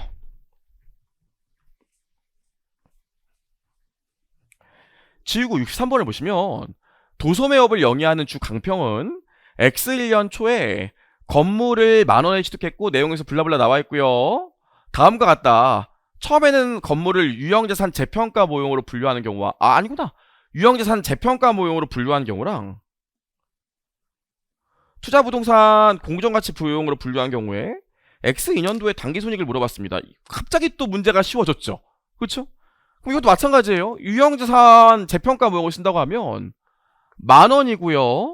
내용에서 5년 잔존가치방 정액법이니까 감가상각비 얼마 나와요? 2,000원 나오죠? 그럼 8,000원일 거예요. 근데 X1년 말에 공정가치 얼마야? 9,000원이죠? 그럼 이거만큼 뭐 나와요? 재평가 잉여금으로 1,000원 OCI 나오게 되겠죠? 내용에서는 몇 년이에요? 이제 1년 지났으니까 4년이야. 그럼 9년을 4년 동안 감가상각하면 감가상각비가 얼마 나와요? 2250원 나와서 얘는 굳이 따지자면 6750원이 되고, 유형자산 재평가 모형에서 상각자산이라면 문제에서 꼭 확인해 봐야 되는 게 뭐죠? 사용기간 동안 재평가 잉여금을 이익 잉여금으로 대체하는지를 봐야 될 거 아닙니까? 문제 보시면 대체한대 안 한대요. 그런 얘기가 없어요. 문제 오류인가요? 오류가 아닌 게 X년 말에 공정가치가 11,000원이기 때문에 어차피 또 재평가 잉여금이 늘어나거든요. 그래서 사실 대체를 하든 안 하든 NI나 OCI에 바뀌는 영향이 없기 때문에 문제에서 언급 안 한 것 같아요. 그쵸? 아무튼 문제에서 A로 분류했을 때 당기손익에 미친 영향 물어봤으니까 감가상각비만 당기손익에 영향을 미치겠죠. 투자부동산 공정가치 모형이라면 10,000원이고 얘는 기말에 감가상각을 안 하잖아요. 기말에 공정가치가 9,000원이야. 9,000원이니까 평가손실 1,000원 나오겠죠? 그리고 X 2년 말에 공정가치가 얼마예요? 12,000원이니까 뭐 나오겠어요? 11,000원이니까 평가 이익으로 2,000원 나오게 되겠죠? 그럼 당기손익에 미친 영향은 얘는 마이너스 2,250원, 얘는 플러스 2,000원. 답 몇 번? 몇 번? 어딨나요? 3번이요. 보너스 문제. 갑자기 문제가 또 쉬워집니다. 64번 보시면 이것도 쉽죠. 유형자산 문제인데 뭐 나왔어요? 그 충당부채 문제가 나왔고요. 너무 쉽게도 그냥 X1년도에 비용 합계 물어봤기 때문에 쉽게 할 수 있을 것 같아요. 그럼 충당부채 문제 같은 것도 우리가 그림 그려서 풀 수 있으니까 여러분 문제 보시면 5년이고요. 예상되는 복구원가가 3,000원이래.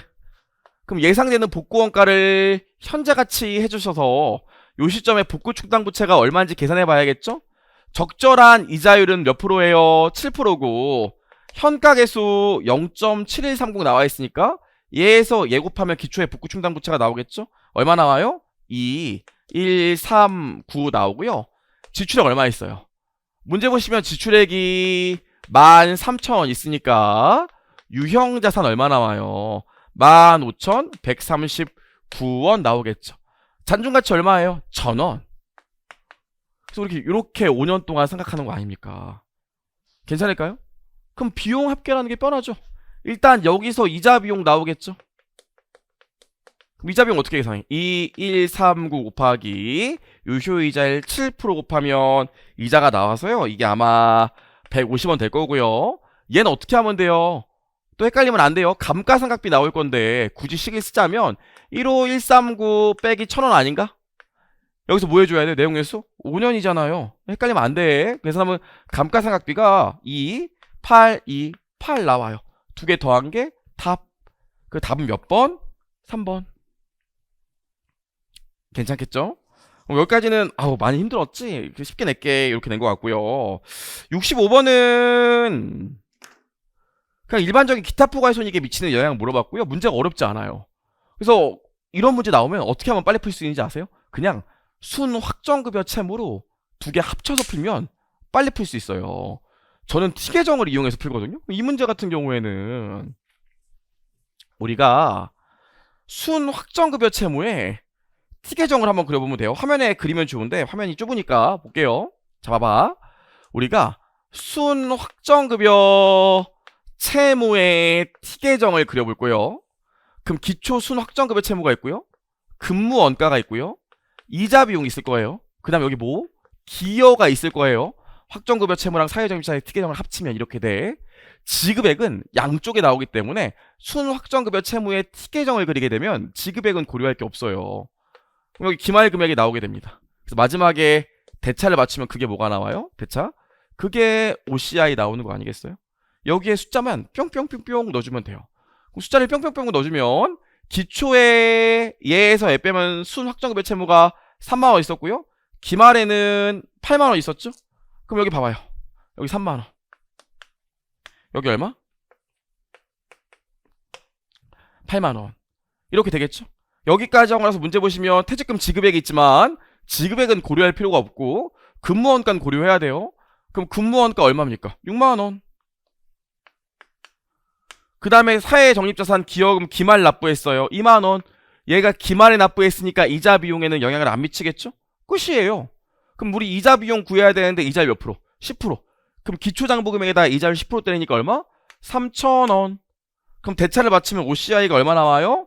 7,000원. 그래서 여기 또 플러스 7,000원 나왔다고 7,000원 증가쓰면 바로 틀리죠. 왜냐면 확정급여 채무의 OCI 이 자리는 손실 자리이기 때문에 여기 들어가는 게 OCI의 마이너스예요. 그 답은 몇 번? 7,000원 감소. 이렇게 하면 빨리 풀 수 있을 것 같습니다. 봤고요. 66번도 아니 그냥 일반적인 걸 내면 되는데 저도 이거 찾아봤어요. 기준서에서 저 구석에 있는 거, 저 구석에 있는 거. 아니 생물자산에서 측정 기준이 제일 중요하기 때문에 다른 시험들 말 문제로 내면 다 측정 기준 내는데 이걸 또 저 구석탱이에 있는 투뚜보도 못한 거 냈다고요. 답으로. 이거 2번이 답인데 수확 후 조림지에 나무를 다시 심는 원가는 생물자산 원가에 포함이 안 된대요. 이것도 제가 그 기준서에서 사례 보고 찾아봤어요. 그쵸? 그래요. 그래서 66번 같은 경우에도 다른 걸 보면 맞았다는 걸 알 수 있지만 2번이 사실 처음 보는 문구라 처음 보시는 분들은 조금 힘들지 않았을까 이런 생각을 갖게 됩니다. 여기까지 봤고요. 67번에 무형자산에 대한 회계 처리 물어봤는데 이건 쉽죠? 경영자가 의도하는 방식으로 운용될 수 있으나 아직 사용하지 않고 있는 거에 대해서 의도하는 방식으로 사용될 수 있으면 수익을 창출할 수 있는 상태가 된 겁니다. 수익을 창출할 수 있는 상태가 되면 더 이상 유형자산과 관련된 직접적인 지출이라고 하더라도 자산의 취득 원가에 얹어주지 않고 비용 처리해요. 그래서 자산의 장부 금액에 포함한다고 했으니까 틀렸고요. 두 번째, 자산을 사용 가능한 상태 만드는데 직접적으로 발생한 조번 급여는 무형자산 원가에 포함되죠. 딩동댕 맞고 디귿 최초의 비용으로 인식한 무형자산 항목에 대한 지출은 그 이후에 무형자산의 원가를 신뢰성 있게 측정하게 된다면 자산에 인식할 수 있다. 우리 내부적으로 창출한 무형자산에서 배웠지만 연구비용이나 경상개발비로 비용 처리한 게 추후 개발 단계에서 자산의 인식 요건을 충족했다고 얘네를 다시 자산에 얹어주지 않죠. 왜냐하면 신뢰성 있는 원가에 측정이 안 되고 이거 두 개가 개발비에 정말로 연관했다고 합리적으로 추정할 수가 없어서요. 그래서 얘네들은 자산으로 인식할 수 없습니다. 보시면 새로운 지역이나 새로운 고객을 대상으로 영업하는 데 들어간 원가는 무형자산 원가에 들어가지 않고 비용 처리하죠. 잘했네. 답은 몇 번? 니을 5번. 틀리시면 안 될 것 같고요. 68번 보시면 매각 예정 비유동자산이 나와 있는데 요건 간혹가다 나와요. 그래서 우리도 요 정도는 내용 정리해야 되는데 답은 딱 보여요. 명확하게. 우리 매각 예정 비유동자산은 상각을 안 해. 왜냐면 처분을 목적으로 보유하고 있기 때문에 상각을 안 해. 그래서 비용 처리할 수 없기 때문에 손상 징후와 관계없이 손상 검토를 매기만 하죠. 그래서 금액이 조금이라도 내려가면 손상을 잡는다고요. 다만 이 경우에 매각 예정 비유동자산은 손상 잡을 때 회수 가능액을 기준으로 할 수 있어요, 없어요? 못해요. 왜냐면 사용 가치를 몰라. 내다 팔 거기 때문에 사용 가치를 몰라서 회수 가능액으로는 손상을 측정할 수 없고 순 공정 가치로 손상을 측정한다고요. 그리고 이 경우에 그래서 매각 예정 비유동자산은 취득가와 순 공정 가치 중 작은 금액으로 측정하지 큰 금액으로 측정하지 않아요. 그래서 뭐가 틀렸습니까? 큰 금액이라고 얘기했기 때문에 1번이 틀리게 됩니다. 할 수 있겠죠. 어렵지 않고요. 69번. 이것도 문제 오류예요. 이것도. 개인적으로 제가 볼 때 아까 얘기했던 사채 외화환산 61번은 100% 오류기 때문에 이건 사람이라면 전원정답 처리를 해줘야 돼요. 사실 이걸 만약에 전원정답 처리 안 했다. 담당자분 정말 소송 각오하셔야 돼요. 61번 같은 경우에. 69번은 제가 볼 때 이게 오류거든요. 오류 이의제기를 하면 받아들여질 수도 있고 교수님이 빡빡 우기면 안 받아들여질 수도 있을 것 같아요. 왜냐면 우리 기준서에 IFRS는 기중의 감가상각과 관련된 내용에서 잔존가치, 감가상각 방법의 추정치가 변경되게 되면 언제부터 변경된 걸 적용할지에 대한 얘기가 없어요. 그러니까 기준서에 얘기가 없어. 하지만 일반 기업 회계 기준은 기중의 감가상각과 관련된 내용 연수, 잔존가치, 감가상각 방법이 바뀌더라도 그 연도에 기초 시점으로 돌아가서 다시 감가상각한다고 나와 있어요. 그래서 이게 기준이 없기 때문에 IFRS에는 일반 기업 회계 기준을 따라간다면 중간에 바뀌더라도 연초로 돌아가서 감가상각을 해야 되거든요. 연초로 돌아가서. 그러니까 기준서에 없는 걸 냈어. 기준서에 없는 걸 내면 내 마음을 한번 맞춰봐. 이렇게 내면 안 되고 조건을 줘야죠. 아니면 일반 기업 회계 기준에 있는 걸 따라가던가. 그래서 실제로 제 책에도 이런 얘기가 나와 있고 다른 강사분들 책이나 교수님 책들 보면 만약에 추정치, 이 감가상각 관련된 추정치가 기중에 변경되면 언제 감가상각하여야 하는가? 그럼 제가 지금 했던 얘기를 다 서술하면서 일반적으로 기초로 한다고 나와 있어요. 기준서에 얘기가 없는데 자기 마음대로 답을 내면 안 되잖아요. 그쵸? 그래서 이거는 시중에 나와 있는 책들을 보면 그런 거에 대한 언급이 있는 책들이 있기 때문에 사실 오류예요. 오류. 그리고 저는 이 문제를 보면서 무슨 생각이 들었냐면, 이 출제하신 분이 실무도 안 해봤구나 이런 생각을 했어요. 아니, 세상에 감가상각 결산수정분계라서 기말에 감가상각을 하는데 어떤 미친놈이 기중에 내용에서 잔존가치를 바꿔요? 안 바꿔요. 실무에서 기중에 바꾸기로 마음을 먹어도 기말에 결산수정분기이기 때문에 그냥 올해 초에 바뀐 걸로 다 적용해서 바꿔주지, 회계사님 우리 추정치의 변경이 7월 1일에 바뀌었으니까 1월 1일부터 6월 30일까지는 기존 감가상각으로 하고 7월 1일부터는 바뀐 걸로 할게요. 그렇게 문제를 안 낸다고요. 실무적으로 말이 안 돼. 억지 문제야. 그런데다가 또 자기 똑똑한 티 내려고 연수합계법으로 바뀌었거든요. 그래서 제가 어이가 없었어요. 왜냐면 이거 X2년 10월 1일에 바뀌었다고 하더라도 기초로 돌아가야 되거든. 그럼 10월 1일 기준으로 3년이 남아있으면 X2년 초로 들어가면 3년 9개월 남은 거예요. 3년 9개월을 연수합계법을 어떻게 쓰는데요? 그러니까요. 제가 볼 때 이 문제는 제가 볼 때 억지 문제. 기준서에 없는 걸 냈기 때문에. 사실은 답이 없어요.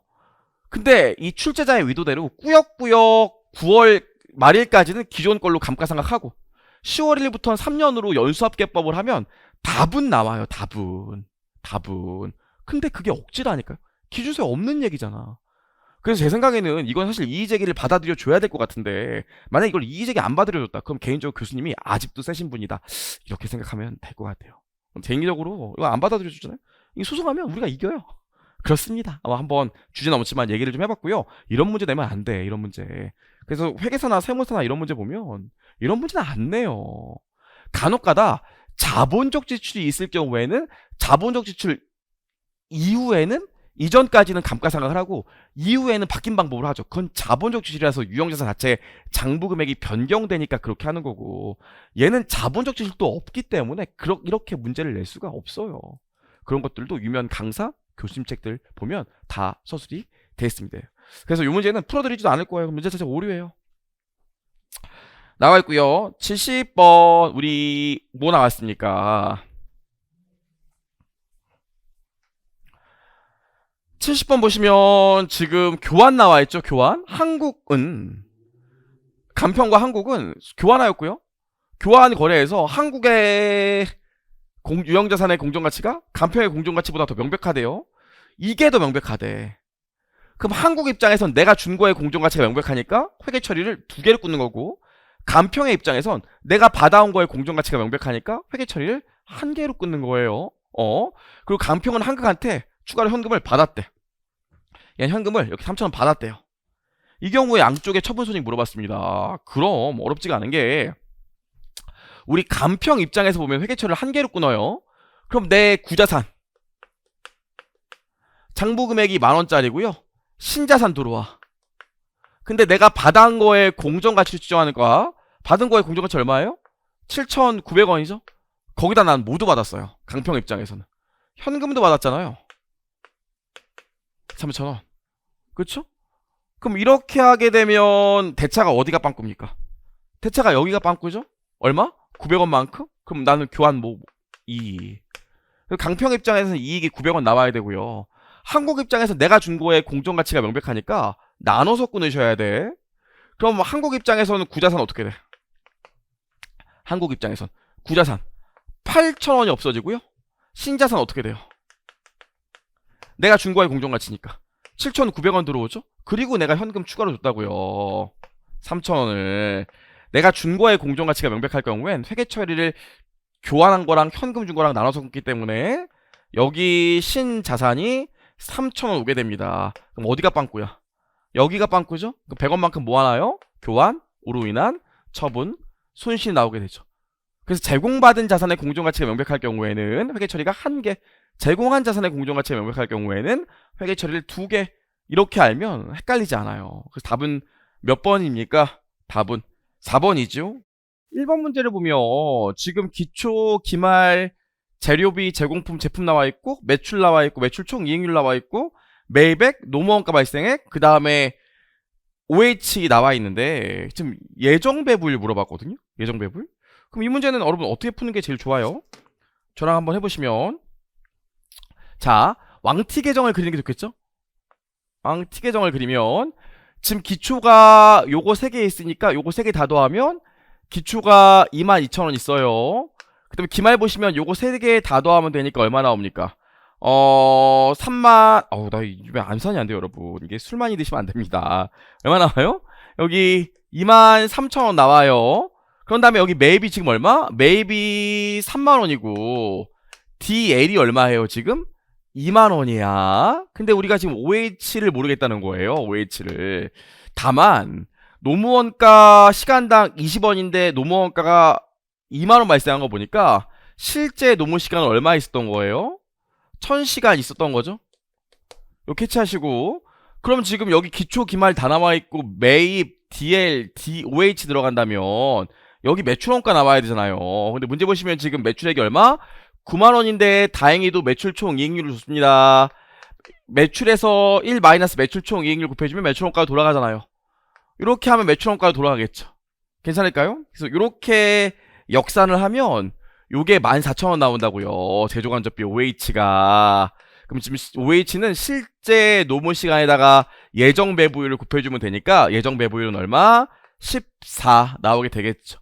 사실 이것도 만만치 않았어요. 제가 볼 때는. 여러분 이게 일장의 원가의 배분이랑 섞여있기 때문에 정상원가 계산이 섞여있기 때문에 여러분 조금 어려웠을 거예요.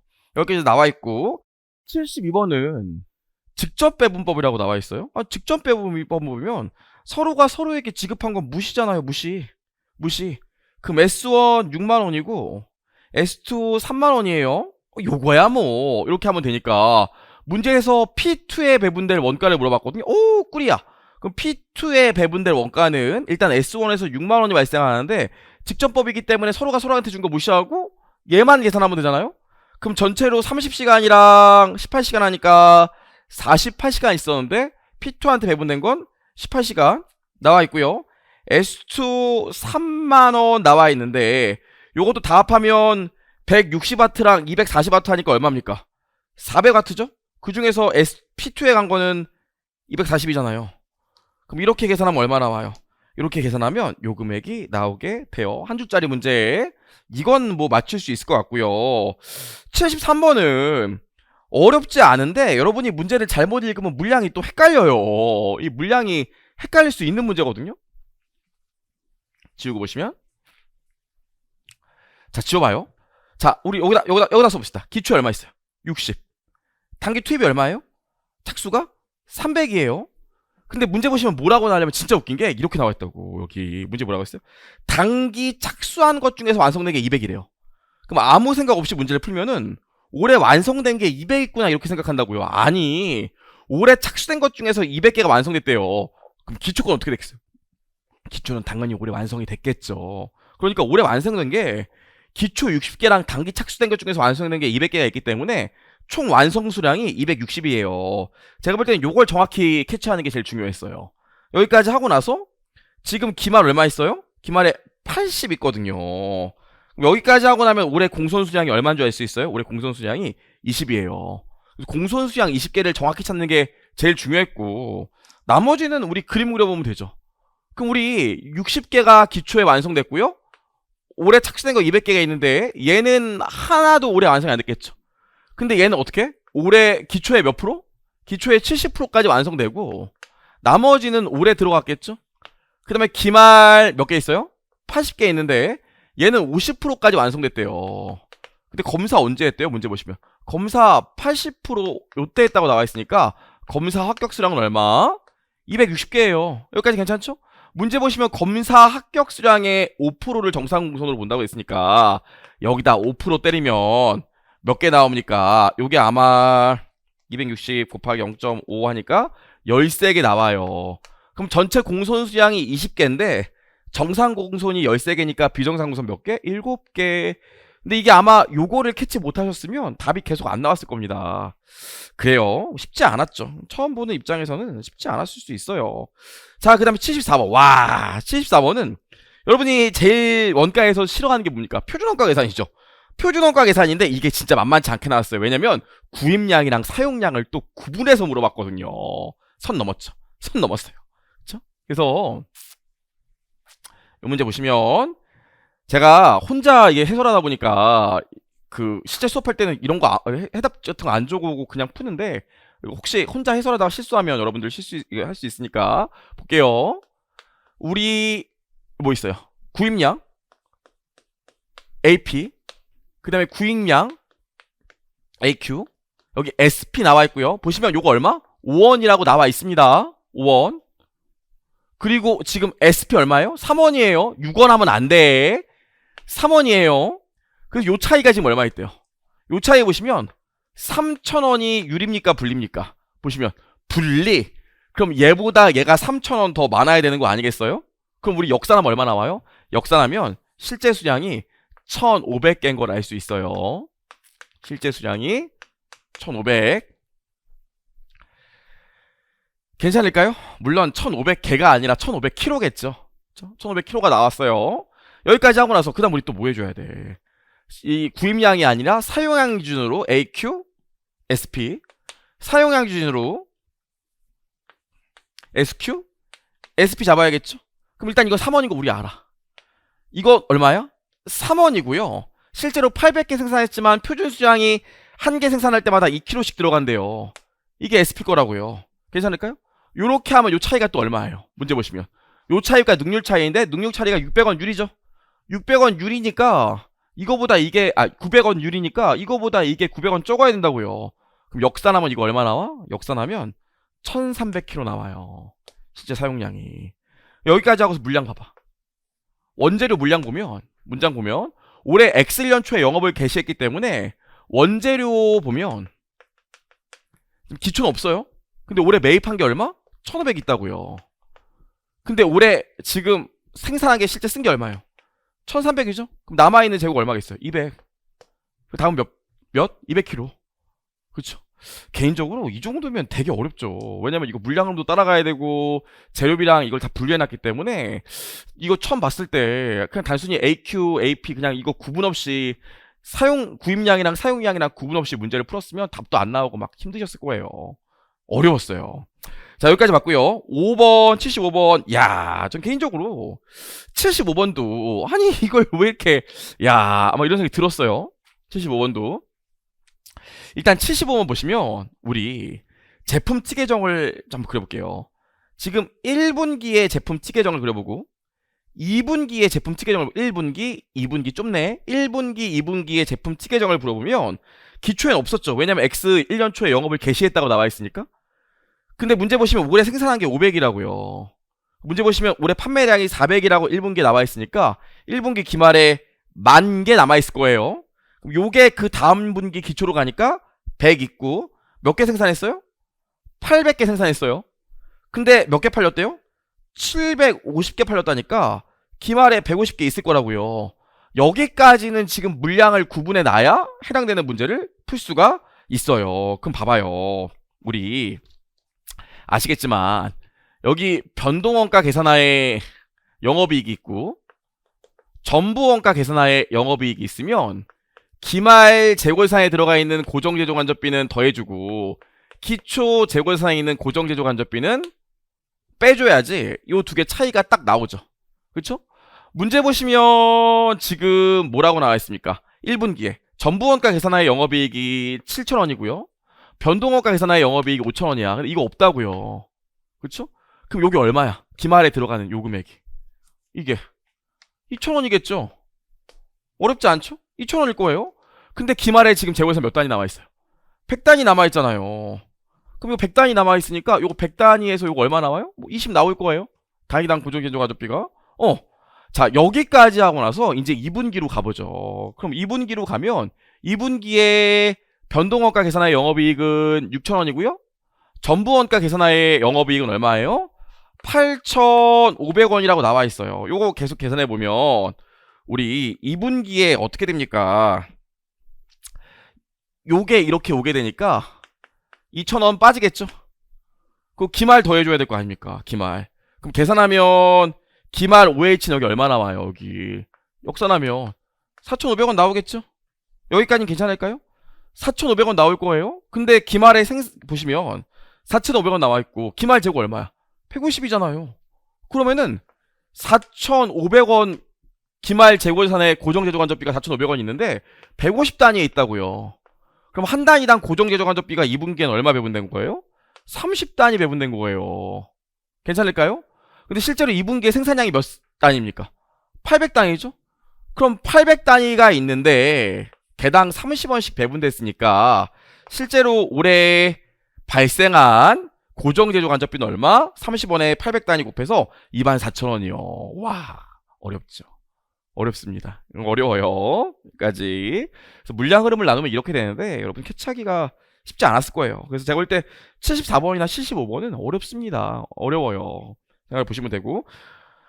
근데 제가 뭐 항상 수업하면서도 얘기하고 이런 얘기를 많이 앞으로 할 건데 여러분이 만약에 올해 혹시나 그럴 리 없겠지만 시험을 떨어져서 이 해설 강의를 보고 울분을 삼키고 계시다면 여러분이 74번이랑 75번을 못 풀어서 떨어진 게 아니에요. 오히려 여러분이 76번 앞에 있는 73번 72번 이런 거에서 실수해서 떨어지는 거지 74번 75번을 못 풀어서 떨어진 게 아니라 우리 60점만 넘으면 되는 거 아닙니까?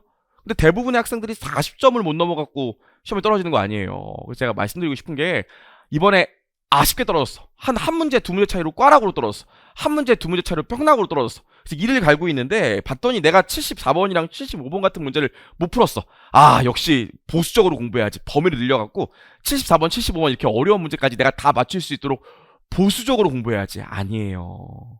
여러분은 앞에 있는 72, 73 남들이 맞추는 문제를 실수해서 틀렸기 때문에 시험이 떨어진 거지 74번, 75번 같은 거 보수적인 문제 풀었다고를 못 대비했다고 떨어진 게 아니라고요. 그래서 재시생들, 다시 공부하시는 분들이 공부할 때 가장 우를 범하는 게 내가 어려운 문제 못 풀었으니까 이번엔 보수적으로 어려운 문제를 다 풀어봐야지 어려운 문제를 위주로 공부해야지 이래서 떨어진다고요. 실제로 남들이 맞추는 걸 내가 틀려서 떨어진 거지 남들이 못 맞추는 걸 나도 틀려서 떨어진 게 아니라는 생각을 꼭 하셔야 돼요. 제일 중요합니다. 그런 얘기 봤고요. 76번은 문제가 간단합니다. 순시형 가능 가치고요.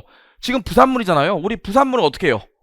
여기 문제 보시면 부산물 나왔고 생산 시점에 순시형 가능 가치를 적용한다고 나와 있는데 부산물은 결합원가에서 차감하잖아요. 그럼 F가 부산물인데 지금 30원 맞을 거고요. 생산량이 50단이래요. 생산량 기준으로 하기로 했으니까 문제에서. 그리고 얘한테 추가 원가가 500원 있으니까 계산하면 얼마 나와요? 1,000원이 나온다고요. 그럼 F 부산물을 팔면 추가 가공원가 500원 빼더라도 1,000원을 뺄 수 있어요. 그 문제에서 결합원가가 얼마래? 결합원가가 1,450원이라고 했으니까 1,450원에서 1,000원을 뺀 금액을 결합원가로 봐서 A와 B에 배분해주면 되는데 배분 기준이 뭐? 순시형 가능 가치예요. 그럼 A도 마찬가지입니다. A의 순시형 가능 가치가 어떻게 돼요? 여기다 쓸까요? 여기다 쓸까요? 지금 A는 60원에 팔 거예요. 100단위를. 추가 가공원가가 1,000원이라면서요. 그럼 얼마 나옵니까? 5,000원 나올걸요? 순시형 가능 가치가? B 보세요. B도 30원에 팔 건데 140단위래요. 근데 추가 가공원가가 얼마예요? 200원이죠? 그럼 요거 계산하면 얼마 나옵니까? 요거 계산하면 4,000원 나와요. 괜찮을까요? 그럼 배분해보죠. A만 배분하면 되니까 이렇게 A와 B로 배분할 건데 A 입장에서 보면 1,000원이 아니죠? 450원이 되겠지? 1,450원에서 1,000원을 빼니까 450원이 되고요. 450원을 두 개의 순시형 가능가치 기준으로 배분하니까 9분의 5 아니겠어요? 그럼 배분되는 금액이 얼마입니까? 450원 나누기 9 곱하기 5 하면 되니까 얼마? 250원. 괜찮을까요? 그리고 올해 매출총 이익 물어봤어요. 봐봐요. 이건 여기다 쓸게요. 좁으니까. 보시면 올해 40개 팔았대요. 100개 팔았대요. A 같은 경우. 미안. A 80개 팔았대요. 그럼 80단위 팔았고요. 판매 가격이 하나당 얼마예요? 문제 보시면 판매 가격 60원이라면서요. 이게 매출이겠죠? 그냥 매출원가 한번 볼까요? 매출원가? 추가 가공원가가 1000원이고요. 결합원가 배분액이 얼마예요? 좀 전에 배분했잖아. 250원이에요. 근데 이거는 뭘 기준으로 했을 때? 생산량인 생산량 100개를 기준으로 했을 때라고요. 근데 80단이 팔렸다면서요. 요게 매출원가가 되겠죠. 그래서 이렇게 계산하면 매출 총 이익이 얼마 나오냐면 5번 3,800원 나오게 됩니다. 요 정도는 푸셨어야 돼요. 요 정도는 76번 봤고요. 넘겨보시면 77번인데 77번도 맞추셨어야 됐어요. 이런 얘기하면 좀 짜증나죠. 뭐 이건 맞추셨어야 돼 하니까 짜증나는데 77번 맞추셨어야 돼요. 그럼 77번 같은 경우에는 이렇게 나와있는데 봐봐. 내가 순이익 기준으로 12,500원을 달성하고 싶대요. 세후 금액 기준으로. 근데 세율이 지금 누진세율이죠. 어렵지 않아요. 만원은 세율이 20%니까 만원까지 하면 이익이 얼마 나와요? 8,000원 나온다고요. 그러면 세전으로 만원까지는 세후로 8,000원 나와. 근데 내가 목표로 하는 세후 이익이 얼마예요? 12,500원이니까 여기서 4,500원 나와야 된다고요. 그쵸? 그럼 내가 얼마 나올진 모르지만 이거에 1 마이너스 세율이 25%니까 25%한 게 4,500원 나와야 되는 거예요. 괜찮을까요? 요거? 그럼 이거 역산하면 얼마 나와요? 6,000원 나와요. 6,000원. 그래서 세후로 12,500원의 이익을 달성하려면 세전으로는 16,000원 나와야 돼요. 이거 계산하는 게 끝이잖아요. 그럼 나는 이익이 세전으로 16,000원 나왔으면 좋겠어. 16,000원. 지금 보시면 판매가가 단위당 100원이래요. 아, 1,000원. 1,000원이래요? 지금 변동원가는 얼마예요? 단위당 600원이래요. 요거에다 생산량 Q 곱하고 고정원가 3만원 빼준 게 그게 16,000원 나오면 되는 거 아닙니까? 어렵지 않은데요? 그럼 계산하면 생산량 얼마 나와? 역산하면 115단위 나오게 됩니다. 할 수 있을 것 같고요. 와, 78번도 또 어렵죠. 요것도 생각보다 어려워요. 계산할 게 많거든요. 75번 같은 경우에도 75번이래. 요 문제 같은 경우에도 또 여기 우리 수익률 이거 ROI 잘 안 하잖아요.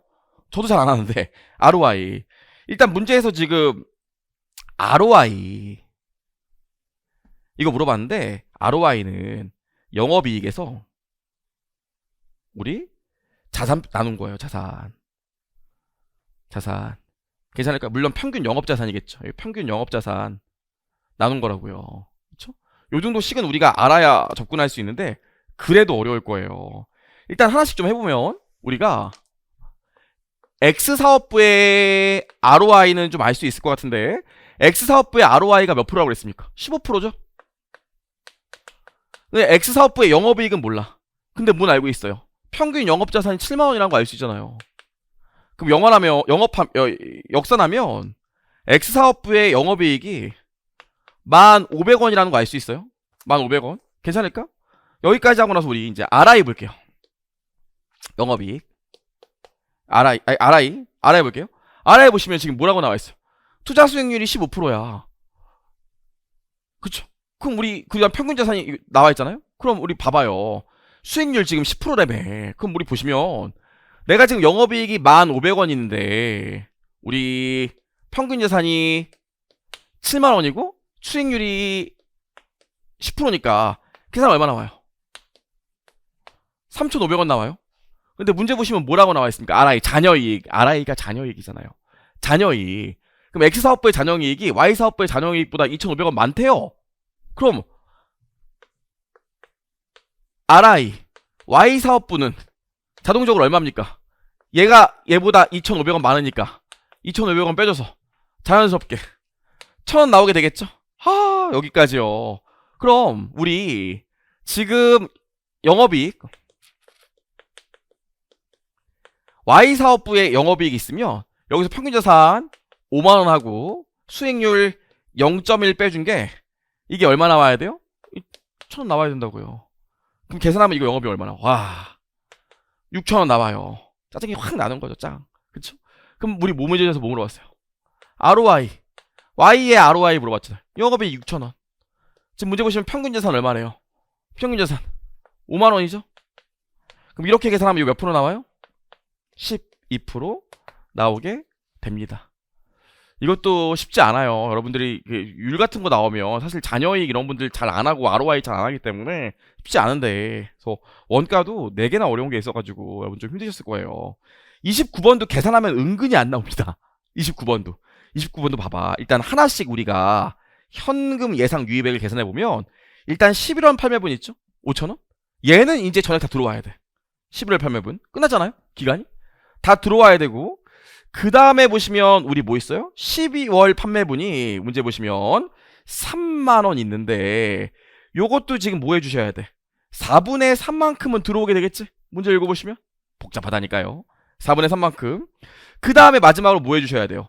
올해 이번 달 1월에 10만원 있어요. 이게 11월분, 이게 12월분 10만원 있는데 여기서 아무 생각 없이 그냥 60%만 하시면 안 돼. 왠 줄 알아요? 5% 애누리가 있다면서요. 5% 애누리가 있기 때문에 여기서 뭐 해주셔야 돼? 1-5% 해줘야 계산이 딱 맞게 돼요. 그렇죠? 그래서 이게 자본예산, 현금예산 문제, 자본예산 문제인데 실제로 얘는 여러분들이 이 숫자 따라가다 보면 실수할 여지가 좀 많습니다. 그래서 11월분은 이제 전액 다 들어와야 되고, 12월분은 4분의 3%, 4분의 3이 들어와야 되고, 올해 판매된 거는 60%가 들어오긴 해야 되지만 어때요? 이거 40%분의 30%는 알죠? 40%분의 30% 들어와야 되고, 얘는 올해 거 60%가, 이번 달 거 60%가 다 들어와야 되지만 애누리가 있기 때문에 전체 금액에서 5% 빼줘야 된다고요. 요거 보시면 되고요. 마지막으로 80번은 답이 2번이죠, 여러분. 카이젠 원가는 당연히 제조 단계에서 우리가 원가 절감을 맞추는 거지 제조 이전 단계에서 초점 맞추는 게 아니죠.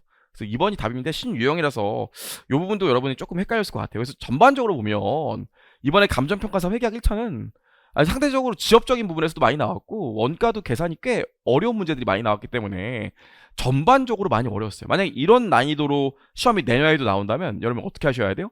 내가 정확히 풀 수 있는 문제만 먼저 풀어서 일단 꽈락을 면하고 그 다음에 나머지 문제들을 좀 대비하시면 될 것 같고, 우리가 내년 시험을 대비로 공부하실 때 요 정도 난이도에 요 정도 범위로 맞춰서 공부를 하면 보수적으로 공부하는 걸 수는 있지만 또 내년에 이렇게 나온다는 보장이 없는데 너무 과투입할 수 있기 때문에 여러분 지금 사실 제가 어렵다고 하지 않은 문제들 있잖아요. 그거 세보면 30개 정도 돼요. 그것만 담아줬어도 이미 70점이 넘잖아요. 그러니까 여러분 올해 혹시나 고배를 마신 분이 있거나 내년 시험을 준비하시는 분이 있으면 이 문제 풀어보면서 와 이런 것까지 나오는구나, 나 좀 더 보수적으로 공부해야지 이러지 마시고, 내가 확실히 알고 정확히 맞추는 걸 맞추면 문제가 어려워도 충분히 60점 이상은 득점이 가능하구나, 이런 생각으로 공부를 하시는 게 더 효율적이고 더 빠르게 합격하는 길이 아닐까 싶습니다. 장시간 너무 고생하셨고요. 여러분 항상 좋은 일이 있기를 진심으로 기원하겠습니다. 강평 강의, 해설 강의는 여기까지 마치도록 하겠습니다. 감사합니다.